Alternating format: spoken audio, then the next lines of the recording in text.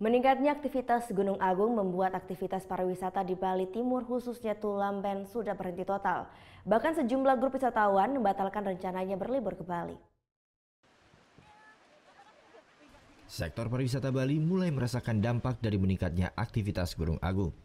Amed dan Tulamben yang terkenal dengan wisata divingnya paling berdampak.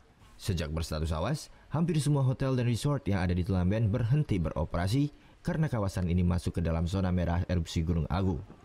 Hal yang sama juga terjadi di kawasan Amed. Meski masih ada aktivitas, namun sejak beberapa hari yang lalu sudah mengalami penurunan okupansi. Ketua Perhimpunan Pariwisata dan Restoran PHRI Bali Co Aco menjelaskan, pembatalan tersebut bersifat perkawasan saja, khususnya yang ada di Bali Timur. Saat ini wisatawan mengalihkan liburannya ke kawasan Candi Dasa yang terkenal juga dengan wisata pantai dan selam.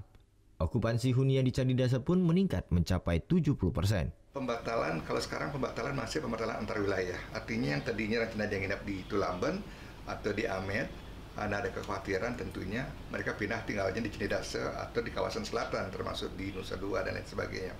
Tapi pembatalan untuk datang ke Bali ini baru akan terasa dampaknya kira-kira lagi 2 minggu. Walaupun ada travel advisory selama ini baik dari Inggris, Amerika, Australia, kemudian Singapura dan juga beberapa negara saya kurang tahu ada yang menyusul lagi, itu sebenarnya saran atau advice-nya untuk tidak mendekati zona merah 12 km dari Gunung Agung. Belum ada larangan wisatawan untuk datang ke Bali. Pembatalan ini karena adanya kekhawatiran akibat pemberitaan yang berlebihan khususnya media massa yang ada di luar negeri. Padahal Bali masih sangat cukup aman untuk dikunjungi. Sesuai arahan dari Menteri Pariwisata, pihaknya bersama sejumlah stakeholder sedang membentuk krisis center untuk menangkal berita-berita yang tidak benar tentang aktivitas Gunung Agung. Namun sejauh ini, kunjungan wisatawan di Bali masih normal. Surya Sanjaya melaporkan untuk NET.